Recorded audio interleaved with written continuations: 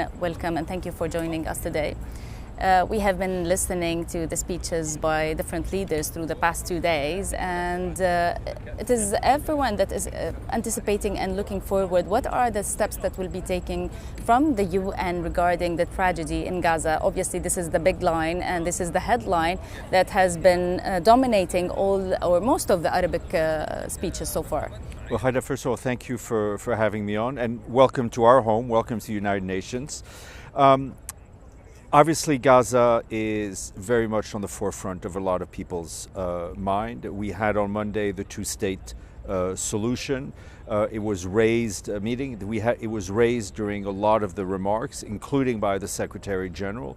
And I think we're trying to do two things at once here. We're trying to keep our eye on the future. What is the goal that we want? And what we want are two states, Israel and Palestine, living side by side in peace and security.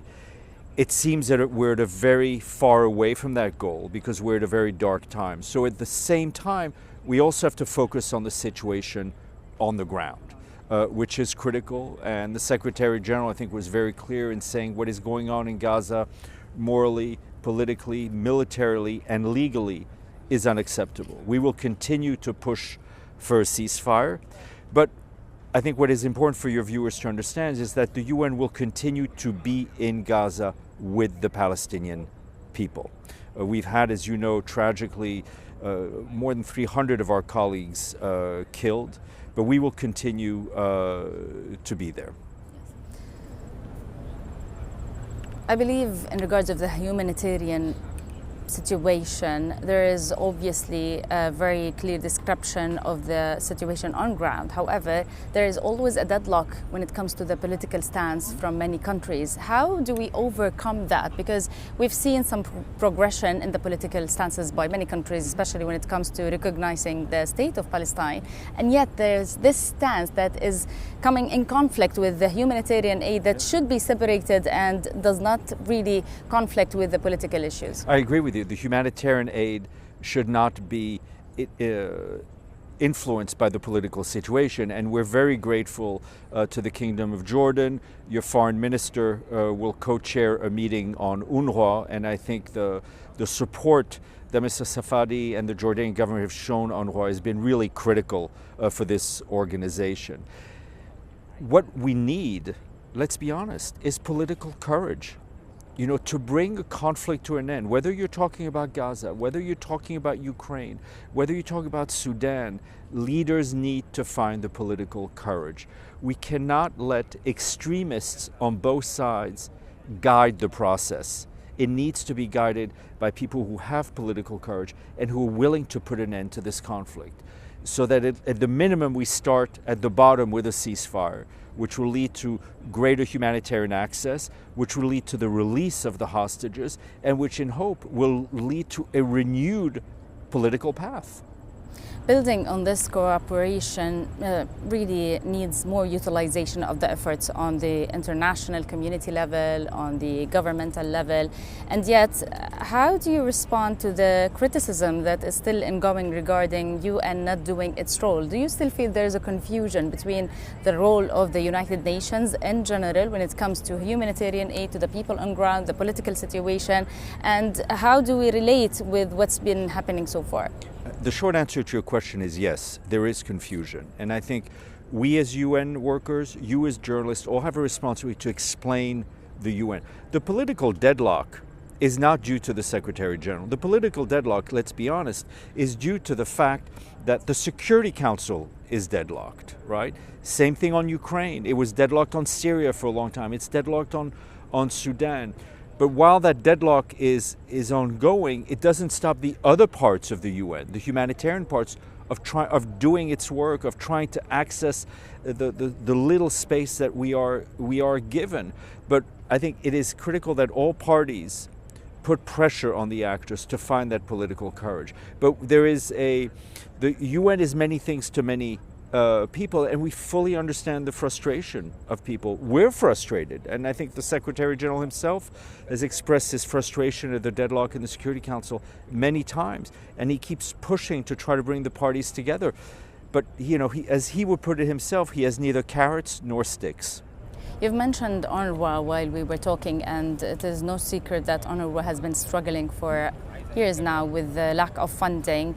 Are there any plans towards that, especially that there has been calls that's been going constantly in that regard? Well, there is a fund, a conference to raise funds, which the Kingdom of Jordan is co-chairing. Yes, tomorrow. We are trying to encourage member states to give and to give more, and the Secretary-General has been personally engaged in since the beginning of this conflict to try to get member states to give more. But what viewers need to understand is that unlike a government, the United Nations can't print money and we can't borrow money. We can only work when cash is given to us, and it's done on a voluntary basis for the humanitarian work. So if there is no cash, there are no programs. And if there are no programs, people will go hungry, kids won't go to school, kids won't get vaccinated. So we're doing whatever we can because, as you know, UNRWA plays very present in Jordan, present in Lebanon, in the occupied West Bank, of course, in Gaza and in Syria. And UNRWA has been a stabilizing force in the region. And we hope that people will continue to support it. And we've been very warmed by the fact that UNRWA has seen a huge increase in donations from the public, especially here in the United States. We have been listening to the King's speech, King Abdullah's speech yesterday, and his whole speech was about questions. Until when? And when are we going to take steps, actual steps that really has a meaning? And apparently the impact of the words does not really give any results so far. What do you say to the people, especially in the region that is really witnessing much of conflict and has become fed up with the words that has no impact or results on the future? The Secretary-General, I think, gave a speech very much in the same line as His Majesty, saying this is a time of choices. Are we going to choose diplomacy over war, right? Are we going to choose technology over humanity? So there are questions to be asked, and the audience are the member states. And again, and I'm sorry to come back to it, but it is about the courage to take the hard decisions, which are sometimes the morally right ones, but it is not it's not easy. And I think the remarks by His Majesty is one of the reasons I think the Secretary-General is very fond of him, and I know sees him in the region and relies on him for his advice. In regards of ceasing the fire or stopping the war on Gaza, which we are all hoping for, if this shall happen, this needs a different type of support and coming together by the international community. What steps could be taken in that path? Well, what we want to see is obviously the end to this conflict and a future for the Palestinians where they decide for themselves, right? They need to have their own agency, their own choice. We have the Palestinian Authority, which is recognized as a representation of the Palestinian people. We need to see a unified Palestinian government. We cannot have it, as many who oppose a Palestinian state would be very happy to see Gaza completely split from the West Bank. And one thing we didn't talk about is the manifold increase of settlements. The expansion of settlements and facts being created on the ground, and literally with the expansion of the new settlement outside of Jerusalem, the E1 settlement, literally a stake being driven into the heart of a future Palestinian state. Yes, if such plans has proceeded, especially when we talk about the E1 settlement, this means that this is the end for the two-state solution. So how do we deal with this, especially when it comes to the international community that has been calling for that? We had the conference the other day, and yet the reality says something completely different. Exactly, and I think those member states that have a way to influence what is going on in Israel should use that influence positively. You mentioned courage several times. What is your message to the leaders of the world? We've heard them speaking. However, maybe there are other elements that needs to be added to the courage that you've mentioned, so that we move further and that we see more prosperity, or at least ending the conflicts in the Middle East region.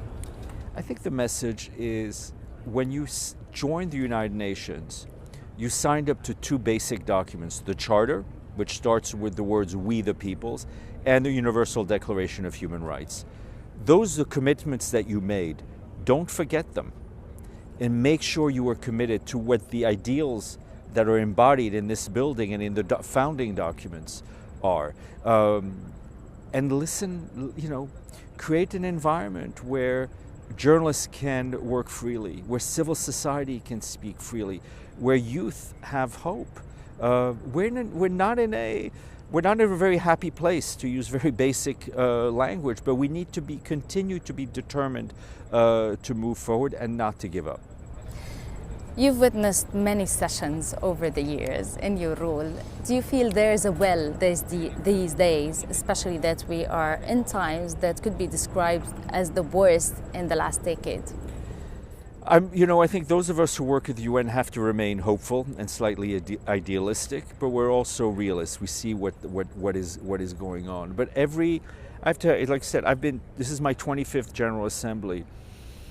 Every time I'm here, I do feel a sense of hope, because you do see these world leaders come together. Despite all the rhetoric against this organization, they will come here in September. The big powers, the medium powers, and the small powers. And there is this mix, there is this dialogue. We are having, in this building, over a week, we've programmed more than 1,300 bilateral meetings between different world leaders. So diplomacy still lives. And we have to nurture it, and we have to reinforce it. And we need the actions as well. Indeed. Thank you so much for your time. My pleasure to be here. And we really hope that next year we would see those messages reflecting on the ground. Thank you so much, Mr. Stéphane Dujarric.